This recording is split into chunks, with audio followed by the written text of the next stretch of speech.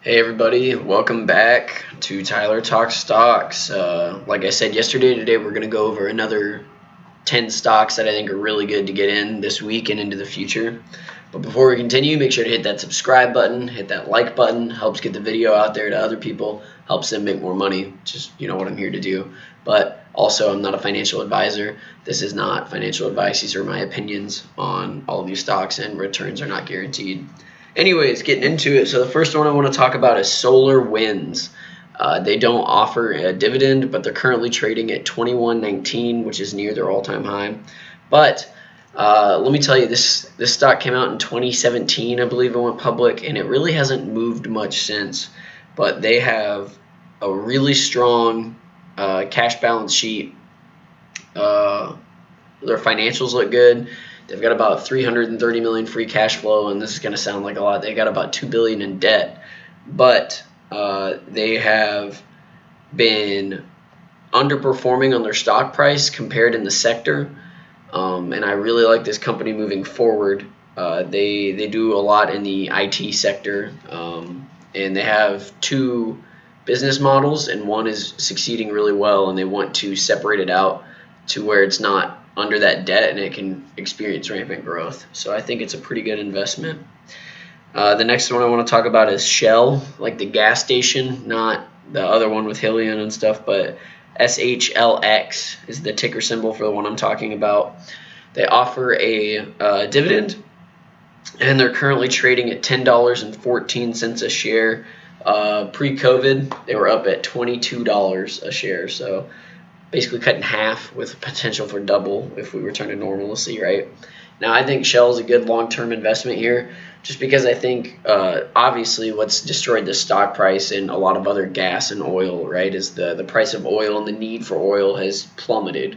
But as we start to return to normalcy, I'm kind of expecting and hoping for a vaccine and everything to kind of be back to what it was before COVID by about spring of next year, maybe summer-ish, around there. I think we're less than a year away from an actual full reopen of everything in the world.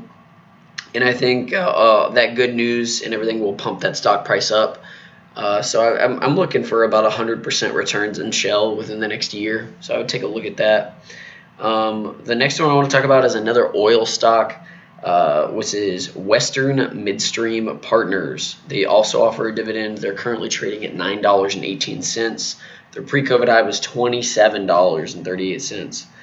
They've got good free cash flow, and their balance sheet is incredible. They did a lot of reductions right now to cut back while oil prices are plummeting. They reduced their dividend, which saved them like $500 million. They moved some other stuff around, and they, through their actual operations, saved about $1.1 billion on their cash balance sheet. So they'll survive this COVID. I think it's a good long-term investment. I think in 2 to 3 years you could see 200-300% returns on this. So I like Western Midstream Partners. Take a look into it. We're going to get into a big retail sector chunk here, and restaurants, I guess, because I think it's a really undervalued sector right now, poised for long-term growth. So the first one I want to talk about is Kohl's, KOHLS. They're currently trading at $21.65. They do offer a dividend, but pre-COVID they were $59.28 a share, so more than cut in half. And why I like Kohl's so much, sorry about that, guys. Oh no, oh gosh, I'm so unprofessional. Mute. All right. Anyways, but the reason I like Kohl's so much is they have a potential Amazon Go partnership with Amazon, and if that comes to fruition and they actually consummate that deal, I think it's huge for Kohl's in the long term, and I think Kohl's will bounce back to and above its high pre-COVID. So I'm looking for 200 to 300% returns in the next 2 to 3 years from Kohl's. I really like that company. I know I said we're getting into retail. I kind of structured this a little weird. I got one more non-retail stock, and then we're digging back into the retail, and that's Northwestern Corporation. They do offer a dividend. They're currently at $52.22 a share. Pre-COVID, they were at $80.52 a share, so not nearly as hurt as some of these other ones have been. But they have a 5-year capital program that really the company laid out guidance and how they expect to grow in the next 5 years, and it looks really good. I dug through it. I really like where this company is heading in the long term. I don't expect a big short-term return like in the next 2 to 3, 200, 300% returns like I mentioned on the other ones. I kind of think this is a little bit more of a lower risk, lower reward play, and I think in the next 5 years, you might expect anywhere from 50 to 70% returns. So that's a good one to look at. They deal with electric utilities and electrical production. So take a look at them. Getting back into the restaurants and retail sector, I want to talk about Shake Shack. Now, my personal experience, I'd never heard of Shake Shack until I was in London, and I got really drunk at a bar, and my fiance actually took me to Shake Shack to sober up, and that's the only experience I've ever had with them. I've never tried them out, no personal preference on them, but they don't offer a dividend. They're at $67.45 right now. Their pre-COVID high was $105, so about 50% room to grow to hit that what they were pre-COVID. And just in the restaurant sector, I think the restaurant sector has a lot of potential to come back within the next year or two as we return to normalcy, right? And I think Shake Shack's cash balance and its growth potential, the fact that I've never really even heard of or seen one in America, which could just be my poor due diligence, but I believe they have a lot of growth potential to open new restaurant facilities and expand their company. So I like them in the long term. Another one I want to talk about is Nordstrom. I used to work at Dillard's. Nordstrom was a pretty big competitor with us. All I can say is my personal experience. Women love shopping at Nordstrom in the mall. It's a really good brand. It holds a lot of recognition. And right now they offer a dividend. They're selling at $15.68 a share, which is near their 52-week low. I think it was like $12, so they're right above their lowest bottom point, right? And pre-COVID, they were up at $43.37 a share, so about 300% to get back up to where they were. One of the biggest reasons they got cut so bad is their revenues declined about 68%, and digital wasn't even a part of them. And that's why I like the stock so much. They're beaten up. They're near their bottom. They don't have any digital sales that are helping them out on the e-commerce side. So I see a lot of growth potential in the short term and long term for this company, one being the opening up the e-commerce and the digital side of the house for them in the short term. And then when we return to normalcy, people get back going out to malls and everything. I think Nordstrom bounces back, and we see it at that $40 pre-COVID high. So I like Nordstrom in the 3 to 5 year mark. We're returning about 300%.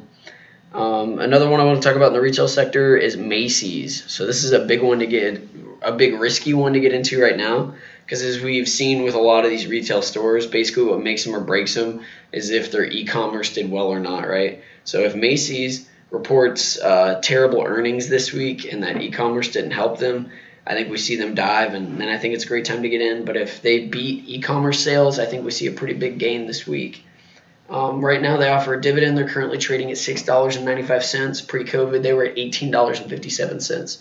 So if we beat earnings this week on e-commerce, I don't see a reason why the stock doesn't break the $8.50, $9 barrier there, which would be pretty good gains right now. It's about 20%. So I might be shooting a little high there, but I really like Macy's, and I think as we continue and hopefully their e-commerce grows, like I said with the other retails, there's no reason they can't get back to that 1857 high pre-COVID, which would be about 300% returns in the next 3 to 5 years is what I see. Next one I want to talk about is Six Flags. I grew up near Six Flags. I loved going to Six Flags. If you don't know about Six Flags, I'm sure you're familiar with the commercial of the old guy and everybody knows that. But it's a really good, strong brand. It's a good company. They currently offer a dividend. They're selling at $23.43. Pre-COVID, they were at $59.52, so more than cut in half since COVID. Obviously, it's a theme park, right, and a lot of their success depends on COVID. I have a lot of hope in Six Flags just looking at the amusement parks that have opened up, the Universal Studios, the Disney World here in Florida. They've done incredibly well on the reopening. In the surrounding areas, the COVID infection rates haven't skyrocketed since they opened the amusement parks. So I think it's a good model for them to follow, and I'm hoping soon that they can open more theme parks like Six Flags. And I think that will help their stock price go up, and that's always good if you're invested in them. And another thing I like about them is they have a financial flexibility. You can look into that for them, but they're really able to survive or weather the storm here, I guess is the term. They're doing a good job with their cash flow.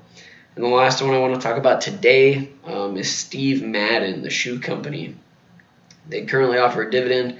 They're trading at $21.12. Pre-COVID, they were at $44.80. This is a pretty risky one for me because Steve Madden doesn't do e-commerce. Shoes are pretty tricky to buy online. I don't know about the average consumer, but I know I don't like to buy shoes or clothes without really trying them on.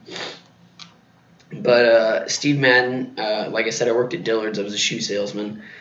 Steve Madden's a pretty good brand.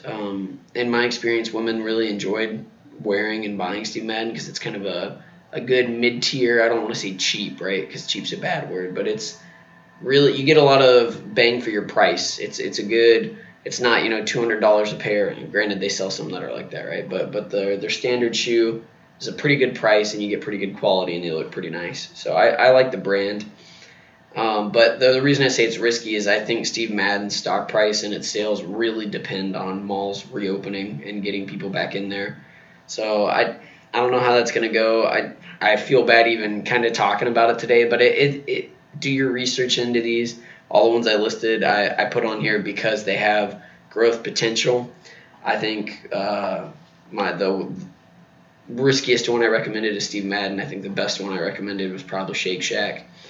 But yeah, we'll see where they end up. I'll do an accountability log on these in the next month and then following on. And like I said, I'll have 10 more stocks I'm going through tonight and pre-market tomorrow. So that way you guys will have 30 stocks. Do your homework on them, look into them, and get in there because that's how you make the money, right? So good luck out on the market, guys. I'll see you guys later today with 10 more. And if you have any questions about specific stocks, please message me. Helps me come up with ideas for content, and it also makes me do more research, which in turn makes me make more money. So hopefully you're making more money. Thanks, guys. Have a good one. Bye.